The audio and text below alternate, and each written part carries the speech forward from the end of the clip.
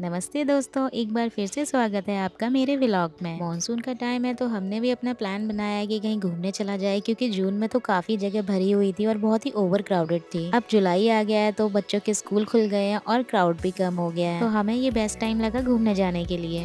हाय करो मेरे व्लॉग को। दिल्ली के आसपास रहने वालों की पहली पसंद तो पहाड़ ही होती है, लेकिन मनाली में अभी काफी टाइम से प्रॉब्लम चल रही है, तो हमने सोचा उत्तराखंड जाया जाए। जी हम पहुंच गए हैं पायल को लेने के लिए और वो है मेरा घर। और पायल को मैंने 10 मिनट पहले फ़ोन कर दिया था कि आ जा बहन नीचे, लेकिन अभी तक तो आई नहीं है। मेरी बहन आ गई, मेरी बहन आ गई। हो गया बढ़िया बढ़िया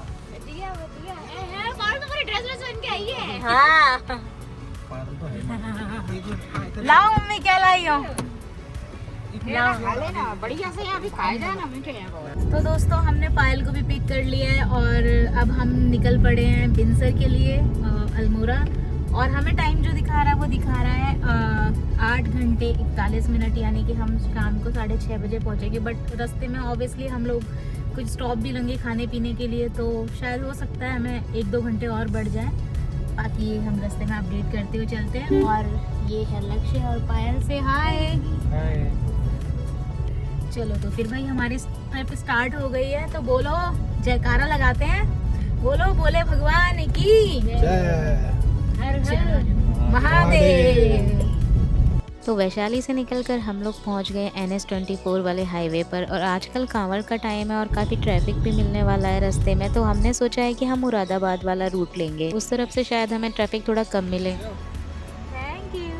तो हमने गाड़ी रोकी थी खाना निकालने के लिए पीछे से, तो मेरे को ये पेड़ दिख गया और मैंने कहा यार फ्लावर तो बहुत सुंदर है, और मेरे हस्बैंड ने मुझे ये ला के भी दे दिए और देखो कितने खूबसूरत लग रहे हैं। तो गाइस मैंने फूल लगा लिया जो कि मेरे हस्बैंड ने इतने प्यार से दिया था। थैंक यू फूल देने के लिए। वेलकम। कितने रोमांटिक हो तुम। हाँ रोमांटिक। किसने रखा है ये? अच्छा मुझे है क्या? अरे मैं क्या कह रही हूँ, कितने रोमांटिक हो तुम। Thank you. अपन तो ऐसे ही ये लो। NH24 से 2 रास्ते हैं, एक सीधा रास्ता मेरठ के लिए और ये लेफ्ट हैंड पे जो कट है वो हापुड़ के लिए है, जो कि हमें सीधा मुरादाबाद लेके जाएगा। तो हमने ये लेफ्ट कट ले लिया है और इस पे हम लोग सीधे जा रहे हैं। सुबह जल्दी उठने और निकलने की वजह से हमने कुछ खाया नहीं था, लेकिन हमने अपने साथ पूड़ी और आलू की सब्जी बांध ली।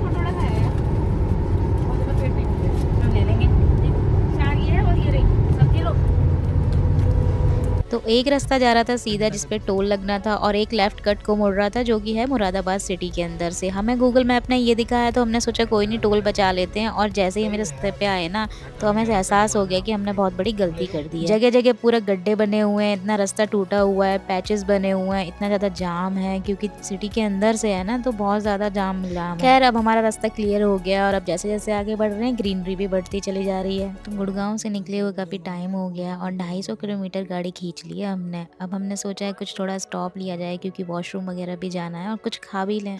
तो 250 किलोमीटर के बाद अब हमने अपना पहला स्टॉप ले लिया है उडुपी वाला में, और पैर भी बहुत ज़्यादा थक गए हैं बैठे बैठे। तो देखते हैं अंदर क्या खाने पीने का सामान मिलेगा और कैसा एम्बियंस है, टॉयलेट्स वगैरह कैसे हैं, मैं अपडेट करती हूँ।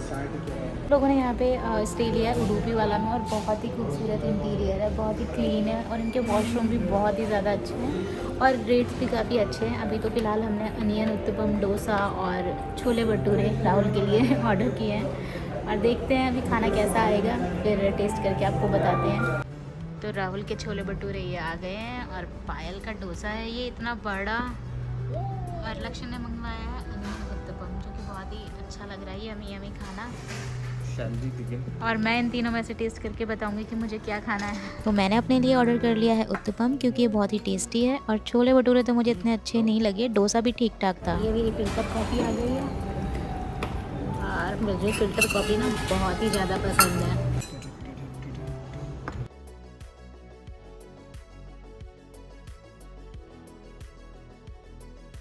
तो हमारी पेट पूजा तो हो चुकी है और अब हम देखते हैं आगे की तरफ बढ़ते हैं। और अभी कितना दूर और रह गया है राहुल? 130-40 के आसपास। देखते हैं, जब हमने यहाँ पे गाड़ी रोकी तब तो दिखा रहा था कि हम 6:30 बजे तक पहुँच जाएंगे, बट अब देखते हैं कितना टाइम और लगेगा हमें। 4 घंटे और 7 बजे, आधा घंटा ही बढ़ा बस। तो जैसे-जैसे हम लोग आगे बढ़ रहे हैं ना, तो बहुत ही अच्छा-अच्छा नज़ारा देखने के लिए मिल रहा है और बहुत ही सुंदर सी ग्रीनरी है, मतलब लश ग्रीन है एकदम चारों तरफ मानसून की वजह से। और हमें एक पॉइंट दिखा, ये बहुत ही सुंदर है, तो हम लोगों ने यहाँ पे थोड़ा फ़ोटोशूट कराने के लिए सोचा, थोड़ी बहुत वीडियो भी बना लें हम यहाँ पे, क्योंकि यहाँ पर ना खड़े होके बहुत ही शांति सी लग रही है और बहुत ही ठंडा-ठंडा भी लग रहा है। तो अपना फ़ोटोशूट कंप्लीट करने के बाद अब हम निकल गए हैं आगे की तरफ और अब पहाड़ शुरू हो चुके हैं, जिससे रास्ता पूरा घुमावदार हो गया है।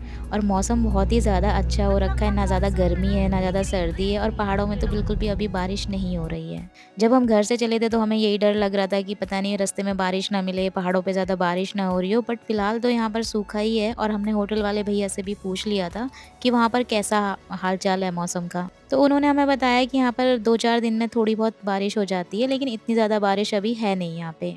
और इसीलिए हमने अपना प्लान बना लिया था कसार देवी जाने के लिए। कसार देवी तो मुझे बहुत टाइम से जाना था और फाइनली अब ये पूरा होने वाला है मेरा सपना कि मैं कसार देवी जाने वाली हूँ, क्योंकि मैं बहुत बार अपने हस्बैंड से भी बोल चुकी हूँ कि मुझे कसार ले चलो, बट हमारा प्लान नहीं बन पा रहा था।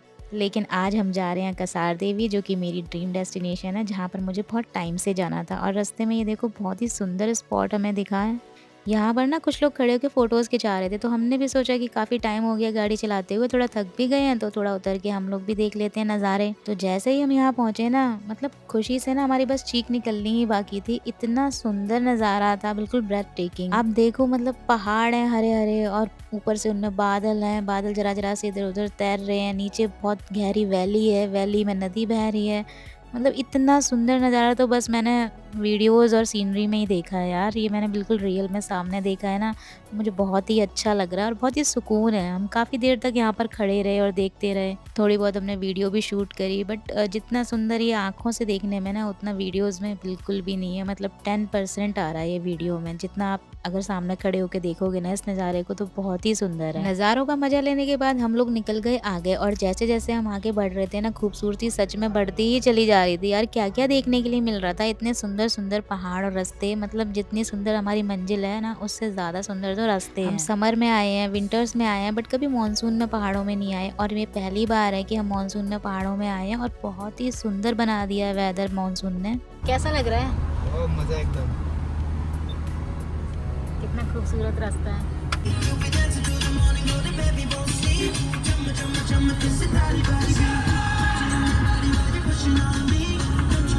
झील है वो भाई, और कैसा लग रहा है नीचे देखना। तो हम पहुंच गए हैं नैनीताल सिटी में, क्योंकि हमारे गूगल मैप ने हमें सीधा नैनीताल वाला रास्ता दिखाया। बट अगर आप लोग आ रहे हो तो प्लीज़ भीमताल की तरफ से आना, क्योंकि नैनीताल में एंटर होते ही हमें देने पड़े 300 रुपये। 8 जुलाई तक ये जो चार्ज था ना, वो सिर्फ 180 रुपीज़ था, और सीधा इन्होंने डबल ही कर दिया है, ऑलमोस्ट 300 रुपये। जबकि हमें नैनीताल में रुकना भी नहीं था, फिर भी हमें ये 300 रुपये एक्स्ट्रा देने पड़े। इससे अच्छा तो हम भीमताल की तरफ से आ जाते, बट गूगल बाबा है ना हमारे, हमेशा पनौती ही लगाते हैं। एनीवेज खैर, हम अपना टोल दे के निकल चुके हैं, और ये देखो रास्ते में जो ये नैनीताल में लेक है, वो बहुत ही सुंदर लग रही है। नैनीताल में भी बहुत ज़्यादा क्राउड नहीं है अभी, क्योंकि मानसून का टाइम है, और अभी लोग थोड़ा आना मतलब टाल ही रहे हैं पहाड़ों में, क्योंकि मॉल रोड पे बिल्कुल भी भीड़ नहीं थी, बहुत ही कम लोग थे, क्योंकि वहाँ से गाड़ी हमारी इतनी आराम से निकल गई है ना। अगर भीड़ होती है ना, जैसे पीक सीजन होता है, तो गाड़ी निकालना भी बहुत मुश्किल होता है, और कभी कभी तो गाड़ी उधर जाने भी नहीं देते हैं मॉल रोड पे, वहीं पर पार्किंग लगवा देते हैं। बट इस टाइम पे अभी कोई भी क्राउड ज़्यादा नहीं है, और हमारी गाड़ी भी आसानी से निकल गई, और हम आगे बढ़ गए हैं। और ये हम पहुंच गए हैं कैची धाम मंदिर। पहले तो हम सोच रहे थे कि हम कैची धाम होते हुए उसके बाद ऊपर जाएंगे अल्मोड़ा, बट अभी हमारे पास ना ज़्यादा टाइम नहीं है। अगर हमने यहाँ पर दर्शन करे पहले, तो आधा पौना घंटा निकल जाएगा। तो फिलहाल हमने सोचा है कि हम वापसी आते में ना अपना दर्शन कर लेंगे कैची धाम में। अभी हम सीधा चलते हैं, क्योंकि अभी हमारे पास जो टाइम है वो बहुत ही कम है, और अंधेरा भी जल्दी होने वाला है, तो हम आगे बढ़ चुके हैं। और बीच बीच में जो पैचेस है ना पहाड़ के रास्ते पे, वो भी थोड़ा ऐसे ही आ रहे हैं। जैसे कि अभी आप देखो, ये हमारी गाड़ी निकल रही है, तो हमें बहुत धीरे धीरे से निकालनी पड़ रही है, क्योंकि यहाँ पर काफ़ी गहरे गहरे गड्ढे हैं। लेकिन जो ये नज़ारा है ना, ये बहुत सुंदर है। ये मतलब मैं देख रही हूँ ना, चारों तरफ पहाड़ है, बीच में रास्ता जा रहा है, और बगल में ही हमारी नदी जा रही है। बहुत ही खूबसूरत लग रहा है। एसी वगैरह तो हमने सब बंद कर दिए, और अपनी कार की विंडोज़ खोल ली हैं, और बहुत ही भीनी भीनी हवा चल रही है। और ये आ गया है एक गांव, जो कि बहुत ही सुंदर लग रहा है। और लेकिन हम जैसे जैसे इसके पास बढ़ रहे हैं ना, थोड़ा अबेंडन सा लग रहा है, लेकिन ऐसा है नहीं।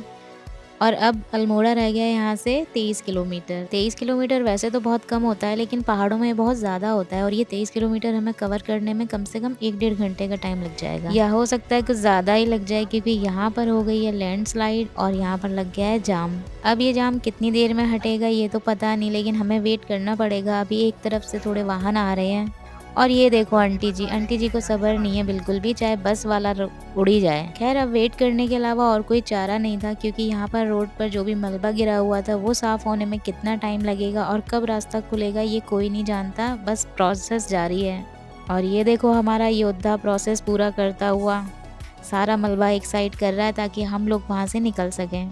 दूसरी तरफ भी काफ़ी जाम लग चुका है गाड़ियों का और हमारी तरफ भी काफ़ी लंबी लाइन लग चुकी है, लेकिन धीरे धीरे हमारी गाड़ी सरकने लग गई है। और पहाड़ों की एक खास बात तो होती है कि ये हमें सिखाती है टीम वर्क और पेशेंस। आपके अंदर कितना धैर्य है ये आपको पहाड़ों में आके पता चल जाता है। और यहाँ पर टीम वर्क भी बहुत अच्छा होता है, लोग एक दूसरे की हेल्प करने के लिए भी बहुत तैयार रहते हैं। और ये देखो हमारी गाड़ी धीरे धीरे आगे बढ़ने लग गई है। अब हमें ये पुल क्रॉस करना है और पुल क्रॉस करने के बाद ही हमारी जो लैंडस्लाइड थी वो हो रखी थी। ये देखो पूरा नज़ारा, ये जो ग्रीन ग्रीन पहाड़ है उसमें से जो ब्राउन पहाड़ दिख रहा है वहाँ से पूरा मलबा नीचे खिसक गया है और नीचे बहुत ही ज़्यादा गहरी खाई है। खैर सब लोग गाड़ी भी धीरे धीरे ही चला रहे हैं ताकि ज़्यादा प्रॉब्लम ना हो और ज़्यादा पत्थर इधर उधर ना सरके। सब लोग धीरे धीरे लाइन से चल रहे हैं और अभी हमारे तरफ की लाइन खुली हुई है। जब से हम वेट कर रहे थे तो दूसरी तरफ की लाइन खुली हुई थी। और देखो यार ये कितना सारा लैंडस्लाइड है, उधर से हमें इतना ज़्यादा नहीं दिखाई दे रहा था, बट जैसे जैसे हम इनके पास जा रहे हैं ना तो पता चल रहा है कि कितना ज़्यादा लैंडस्लाइड हो रखा है।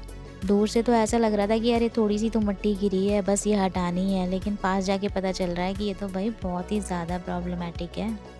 लेकिन फीलिंग तो एकदम लेह लद्दाख जैसी आ रही है। खैर कोई बात नहीं, लेह लद्दाख नहीं जा पाए बट यहाँ तो आ ही गए, कभी वहाँ भी चले ही जाएंगे, आखिर वो भी एक सपना ही है हमारा।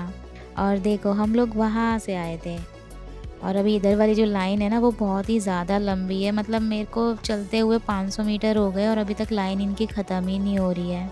इतनी लंबी लाइन है यार, मतलब 1 किलोमीटर के करीब तो हो ही गया होगा यार हमें चलते हुए। तो फाइनली जाम ख़त्म हो गया है, कम से कम 1 किलोमीटर लंबा जाम लग गया था यार। छोटी सी दिक्कत होती है ना तो बहुत प्रॉब्लम हो जाती है यहाँ पर, क्योंकि छोटा सा ही रोड है, एक ही तरफ से गाड़ियाँ चल रही हैं, एक ही तरफ से जा रही हैं, वन वे रोड है, तो थोड़ा सा दिक्कत हो जाती है जरा सा ही लैंडस्लाइड होते ही। आगे बढ़े तो देखा सीढ़ी नुमा खेत, और ये देख के मुझे याद आ गया अपने स्कूल की पढ़ाई। ये हमें बचपन में सिखाया जाता था कि पहाड़ों में सीढ़ी नुमा खेत क्यों बनाए जाते हैं। आप लोगों को ये पता है? अगर पता है तो मेरे कमेंट में ज़रूर बता के जाना। तो यार फाइनली रात हो ही गई हमें और हम पहुंच भी नहीं पाए हैं अभी तक। अभी भी हमें 45 मिनट्स दिखा रहा है पहुंचने के लिए अपने डोलमा होटल पर। मुझे तो रात होते ही पहाड़ों पे बहुत डर लगने लग जाता है, क्योंकि मैं ना मैरून फाइल देखती हूँ यूट्यूब पे, वो बहुत ही ज़्यादा भूत वाली कहानी सुनाते हैं और वो पहाड़ों पे ही भूत आते रहते हैं। इसीलिए रात होते ही मुझे लगता है कि बस ये रास्ता कहीं ऐसा ना हो कि कहीं सामने खाई हो और इधर की साइड रास्ता दिखा दे भूत और हम गिर पड़े उसमें। कितनी बेकार सी इमेजिनेशन है ना मेरी। एक तरफ मुझे भूत की चिंता हो रही थी और दूसरी तरफ इन लोगों को पड़ी थी खाना खाने की, कि कहीं हमारे पहुंचने तक होटल बंद ना हो जाए, उनका रेस्टोरेंट क्लोज ना हो जाए, हमें खाने के लिए मिलेगा या नहीं, उन्हें फ़ोन करके बता दो। मतलब हद है गाइस, इतना अंधेरा हो रखा है पहाड़ में और तुम्हें खाने की पड़ी हुई है। लेकिन हमारा डोलमा होटल आ गया है और ये बहुत ही अच्छी प्रॉपर्टी है। ये मैंने बहुत सर्च करने के बाद देखी है, कसार के बिल्कुल ही नियरेस्ट है ये होटल। यहाँ से कसार देवी का ट्रैक सिर्फ 200 मीटर्स की दूरी पे है, तो हम अपनी गाड़ी यहीं पे खड़ी रख के पैदल भी यहाँ से जा सकते हैं कसार का ट्रैक करने के लिए। और बाकी सारे घूमने वाले जगह जो हैं और टेम्पल्स हैं वो भी यहाँ से काफ़ी कनेक्टिंग पॉइंट पे हैं, तो इसीलिए हमने ये होटल ले लिया था। वेदर भी यहाँ का काफ़ी कूल हो रखा है, ना ज़्यादा गर्मी है और ठंडक भी हल्की हल्की सी है। तो हम लोग फाइनली पहुंच चुके हैं यहाँ पर और कितने बज रहे हैं? 8, 8:30 हो रहे हैं। और हमारी जो प्रॉपर्टी है इसमें मतलब पार्किंग जो है वो हमारी प्रॉपर्टी में इनकी दे रखी है, इन्हीं की प्रॉपर्टी है। पीछे पार्किंग स्पेस है और मैं दिखाती हूँ आपको। ये यहाँ पर बैठ के आप खा सकते हो, बहुत ही ऑसम रेस्टोरेंट बना हुआ है और ये पूरी प्रॉपर्टी है। और यहाँ पे सुवेनियर वगैरह भी हैं, शॉप है मतलब।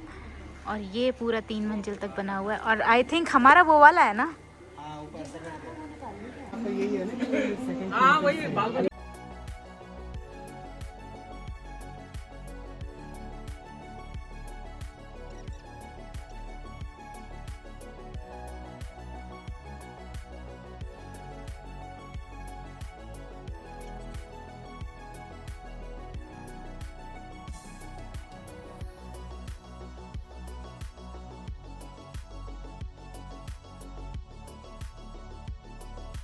तो फाइनली हम लोग यहाँ पर पहुँच चुके हैं और बहुत थक चुके हैं क्योंकि सुबह से गाड़ी चला रहे हैं। सुबह हम लोग 8 बजे के करीब गुड़गांव से निकले थे और यहाँ पहुँचते पहुँचते में 8:30 हो गए। तो ऑलमोस्ट 12.5 घंटे हो गए हैं मैं ड्राइव करते हुए। तो अब हम बहुत ज़्यादा थक गए हैं और रूम काफ़ी अच्छे हैं, इन्होंने हमें दिखाया। बाकी मॉर्निंग में मैं आपको दिखाऊंगी। होटल बहुत ही खूबसूरत है और इसका रेस्टोरेंट तो बहुत ही सुंदर है। बहुत अच्छी वाइब्स आती हैं, एकदम मतलब एकदम कॉजी सी वाइब्स आती हैं। और सबसे अच्छी बात है कि यहाँ पर लाफिंग मिलती है, मोमोज मिलते हैं और जो आंटी है डोलमा आंटी वो तिब्बत से हैं, तो यहाँ पे तिब्बती फूड भी मिलता है। और बाकी मॉर्निंग में यहाँ पर काफ़ी बड़ी बालकनी है, तो मॉर्निंग में यहाँ पे अच्छी सी धूप भी आ जाती है। और हम अपनी योगा मैट्स भी लेके आए हैं, मैं और पायल। तो देखते हैं हम अगर टाइम से जग गए और जब थकान नहीं हुई तो हम अपना योगा भी करेंगे। बाकी मॉर्निंग में मिलते हैं। मॉर्निंग में हम कहाँ जाएंगे उसके लिए हम अभी रात में प्लान बनाते हैं।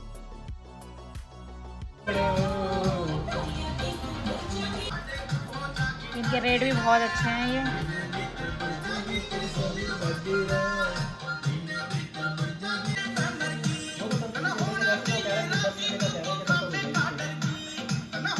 भैया जी के रेस्टोरेंट में हम खाना खाने आए हैं और इन्होंने हरियाणवी गाने लगा रखे हैं और इन्हें पता नहीं कैसे पता चल गया कि शायद हम हरियाणा से हैं। और देखो हरियाणवी गाने बज रहे हैं।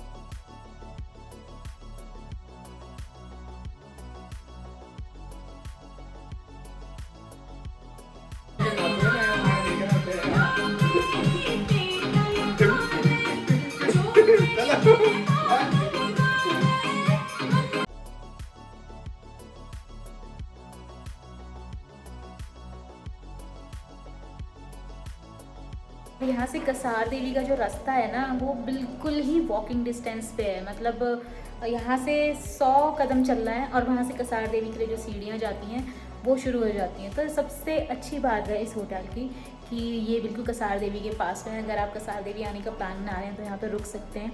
और बिल्कुल बजट वाला होटल है, प्लस जो यहाँ पर खाना पीना है वो सब आपको होटल के नीचे मिल जाएगा क्योंकि आंटी का खुद का रेस्टोरेंट भी है।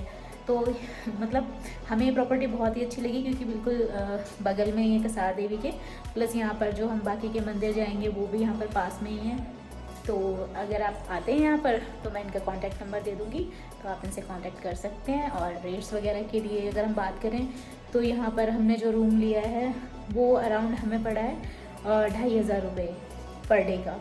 तो पीक सीज़न अभी नहीं है क्योंकि मानसून है। जब पीक सीज़न होता है तो वही रूम यहाँ पे 4-4.5 हज़ार रुपये का चला जाता है क्योंकि ये जो इस तरफ वाला रूम है जो पीछे सबसे हमने लिया है उसकी बालकनी भी काफ़ी बड़ी है। और बाकी ये रूम है जो लाइन से बने हुए हैं, तो ये सिंगल मतलब डबल बेड वाले हैं बट उसमें एक बेड पड़ा होता है। ये आपको थोड़े कम रेट में मिल जाएंगे। बाकी आप फ़ोन पे पता कर सकते हो कि क्या रेट चल रहा है फ़िलहाल यहाँ पर।